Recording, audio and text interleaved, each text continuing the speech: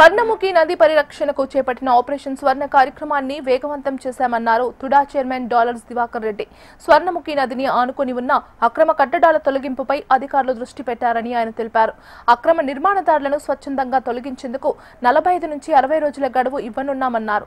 నది పరివాహక ప్రాంతంలో నివాసముంటున్న అర్హులైన పేదలను గుర్తించి వారికి ప్రభుత్వం తరపున ఇండ్ల కేటాయించేందుకు సీఎంతో మాట్లాడి నిర్ణయం తీసుకుంటామని హామీ ఇచ్చారు. చంద్రగిరి నుంచి శ్రీకాళహస్తి వరకు ప్రవహిస్తున్న స్వర్ణముఖి నదిని రక్షించడమే ఈ ఆపరేషన్ స్వర్ణ ముఖ్య ఉద్దేశమని TUDA chairman Dollars Diwakar Reddy chairman స్పష్టం చేశారు. స్వర్ణముఖి ఆపరేషన్ స్వర్ణ మీకు అందరికీ నేను గతంలో ఆపరేషన్ స్వర్ణ పేరుతో స్వర్ణముఖి రివర్ని మనం ప్రొటెక్షన్ చేయాలని చెప్పేసి అని మీకు అందరూ కూడా అనౌన్స్ చేయడం జరిగింది. అందులో భాగంగానే ఆ రోజు నుంచి కూడా ఒక్కరోజు కూడా ఎక్కడ లేజినెస్గా కాకుండా ఎక్కడ కూడా ఓపిక లేకుండా నిదానంగా చేద్దామనేటువంటి లేకుండా ఫాస్ట్గా చేస్తూ వచ్చాం. అది కొద్దిగా కాన్ఫిడెన్షియల్గా మెయింటైన్ చేస్తూ సర్వేలన్నీ కూడా జరిగిపోయినాయి. దాంట్లో మొట్టమొదటిగా 3 types ఆఫ్ లేయర్ సర్వేస్ అని చెప్పాను ఆ రోజు. ఈరోజు దాంట్లో మొట్టమొదటి సర్వే జరిగింది.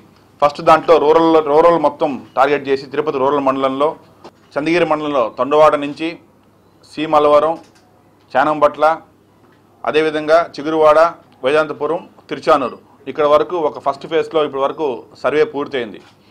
దాంట్లో మనం ఎంతవరకు ల్యాండ్ ఎంక్రోచ్మెంట్స్ అయిండారు, దాంట్లో ఏ టైప్ ఆఫ్ కన్స్ట్రక్షన్స్ ఉన్నాయి, సిమెంట్ బ్లాక్స్తో రూమ్స్ ఉన్నాయా, లేదంటే రేకుల షెడ్లు వేసుకున్నారా, లేదంటే ఫస్ట్ ఫ్లోర్ స్లాబ్ వేసుకున్నారా, లేదంటే పెద్ద పెద్ద బిల్డింగ్స్ ఉన్నాయని ఐడెంటిఫై చేయడం జరుగుతుంది.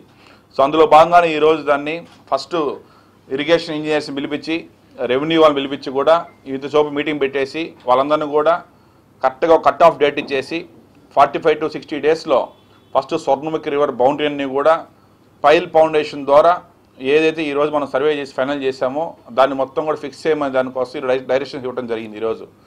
అదేవిధంగా ఈరోజు కొంతమంది ఇంజనీర్లు కొన్ని సలహాలు ఇచ్చారు. స్వర్ణముఖి ఆ పక్క ఈ పక్క ఒక 4 మీటర్ రోడ్డు WBM రోడ్డుగానే వేస్తే ఇంకా కొద్దిగా క్లియర్గా ఉంటాయని చెప్పేసి కూడా సలహా ఇవ్వడం జరిగింది. దాన్ని కూడా ఒక ఎస్టిమేషన్ రెడీ చేయమని కూడా చెప్పాం.